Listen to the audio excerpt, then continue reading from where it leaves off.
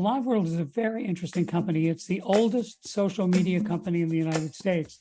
It started with Apple. It started as the online community for Apple. And in 1975, the general manager of that, who was Peter Friedman, who was our chairman and founder, spun out the online community from Apple into an entity called Talk City. So it was the first online communities in the United States, and it grew and morphed over the years, changing its name a couple of times, and about 20 years ago became LiveWorld. Welcome to Business Ninjas, brought to you by WriteForMe, where you'll hear from business leaders who are out there growing their business and slaying it every day. Learn from the masters. Let's get started.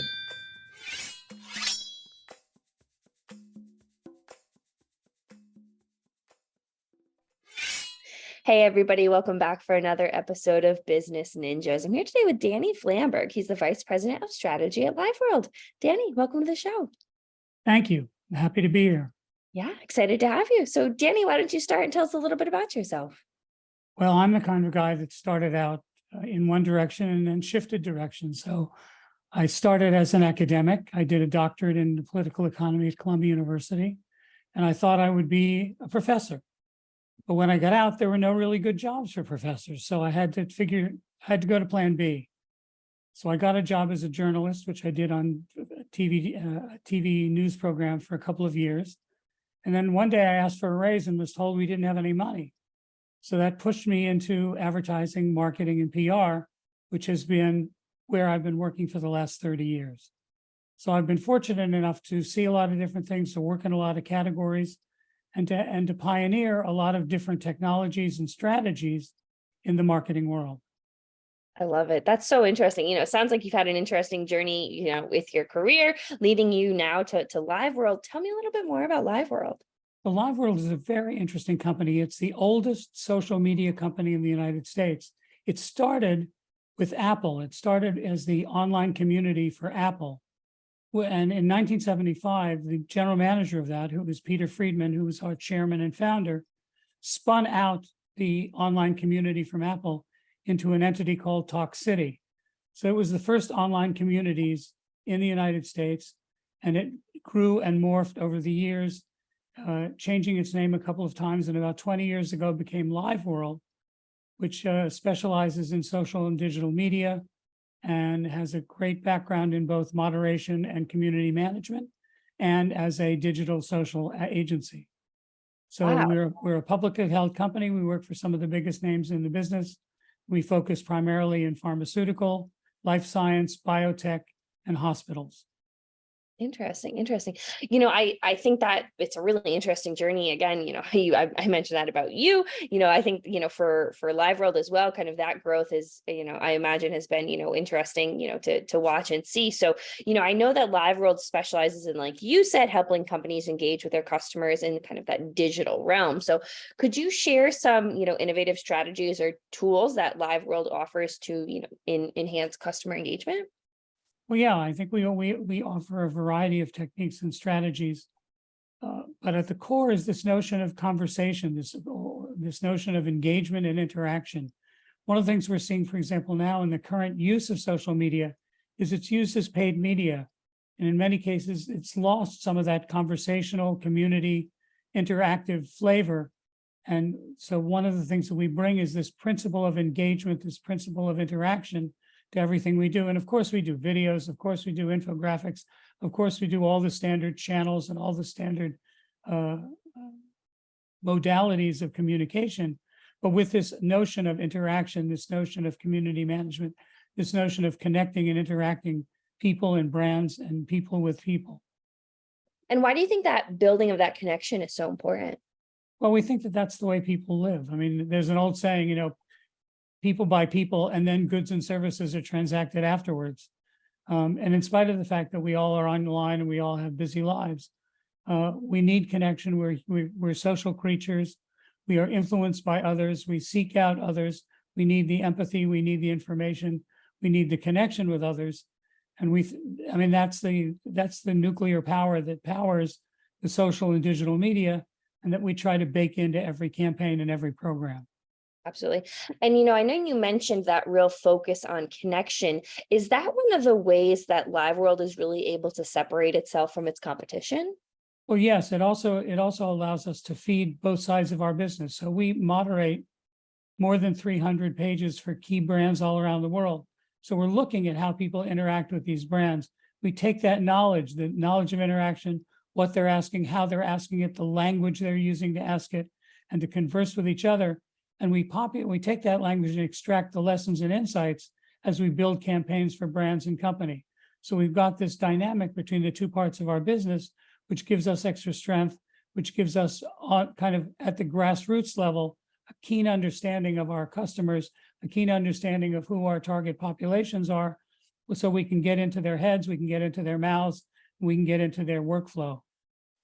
So I want to make sure I'm hearing that right, because what I think I'm hearing is you've kind of got that data driven consulting side of the company, and then the services as well, in order to really leverage what you're seeing and affect change in the companies. Am I hearing that right? You are, in fact, it allows us to have our finger on the pulse. A great example is we moderate and manage the communities for Pfizer.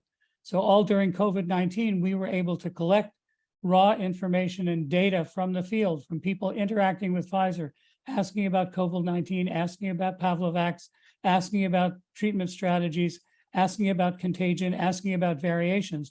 We were able to monitor that, extract that, find insight in that, and then feed that back to the target populations as we built campaigns for Pfizer. So Wow. it works in tandem. So we kind of have this early warning radar and this information gathering and this data collection side, which then feeds the creative and engagement side to give our clients a unique perspective on things, and to be sure that our clients are aligned with their target populations. I think that's really an important real world relevant example that you gave, talking about the significant impact on a customer's kind of a company's customers engagement strategy. So that's really important. And when we're talking about your customers in general, I know you mentioned Pfizer, you mentioned some other companies as well. Do you tend to see trends in not only the size but also the industry of your customers? Well, we focus mostly in healthcare and life science, so there is a kind of a focus. There's also, it's a highly regulated industry. It is very much governed by legal restraints. So I like to say when I hire people, I hope you like puzzles, because fitting together the parts of the campaign and finessing the rules and being sure to be compliant with the rules is all part of our mandate. Interesting. I think that's an important note too, talking, I imagine, and I think this is what you're alluding to, is HIPAA, correct? Well, HIPAA among others, but there's a whole slew of rules about how you can present things, what audiences are eligible, what you can say to children, what you cannot say to children, when you can say it, what channels are acceptable. And also it's evolving. Mhm. The FDA is constantly regulating, constantly issuing guidance. And the platforms are constantly changing as well. So you've got to kind of keep up with both sides of the game. That's quite a few just to name off of a riff too as well. So I imagine you got a long cheat sheet for your employees. So I'm curious, Danny, to pick your brain a little bit on common misconceptions. Is there any misinformation that you tend to hear out there often that your clients may think is true but isn't necessarily accurate? Not necessarily about LiveWorld, but just the industry in general. Well, I think the biggest misconception is that the world of pharma and life science is boring, and that the creative is boring, and that it's highly regulated, and that they're afraid of innovation and they're afraid of change. And nothing could be further from the truth. Now, the pace of change and the way change happens and the rules under which change can take place are maybe different than the general category of marketers in the world. But the idea that there's no innovation, the idea that there's no data-driven information, the idea that there's no hardcore engagement and interaction is patently false. Mhm. I think that's an important note to make as well, that what makes your job engaging and fun and never gets old is that, like you said, it is highly regulatory. I imagine it makes you extend your creative to be moldable and, reactive to the industry. Am I hearing that right? Yes, and not only do you have to be creative, you have to do targeting. We have a number of clients that produce medicines and medications for rare diseases. So you've got a disease where maybe there's 1,000 people in the whole country that suffer from this disease. So you got to find them, you got to interact with them, you got to look and see if there's an advocacy group that represents them, and then you've got to talk to them in a very specialized kind of way. You also have to talk to their physicians and their care teams in a specialized way, because there's a special language, there's the nuances of the community of the disease itself, and then there's the specificity of the molecules and the chemistry that goes into the treatments that we're in the process of promoting. Yeah. Well, Danny, I think this has been a terrific conversation. As we start to wrap up, is there anything that you want to leave our listeners with? Rather, advice, anything that you want to leave our listeners with? Yeah, I want to leave our listeners with the idea that social media is a constantly evolving ecosystem, and that if you're not in it every day, you're doing yourself a disservice. You want to work with a team that knows this stuff at the fingertip level, because every single day there's new changes in the platform, there's new changes in the regulatory environment, there's new changes in the medical and scientific world, there's new changes in the technology world, all of which have to be managed, all of which have to be integrated, all of which have to be maximized to get the maximum value, the maximum engagement, the maximum interaction between a brand and its natural audience. So the idea that I want to leave everybody with is find a social digital expert team, engage them, work with them, and rely on them, and it will serve you in the best possible way. And reach out to LiveWorld. Yes, and there's and here's an unbridled plug for LiveWorld. Yeah, exactly. Where would they go to find more information about LiveWorld? LiveWorld.com.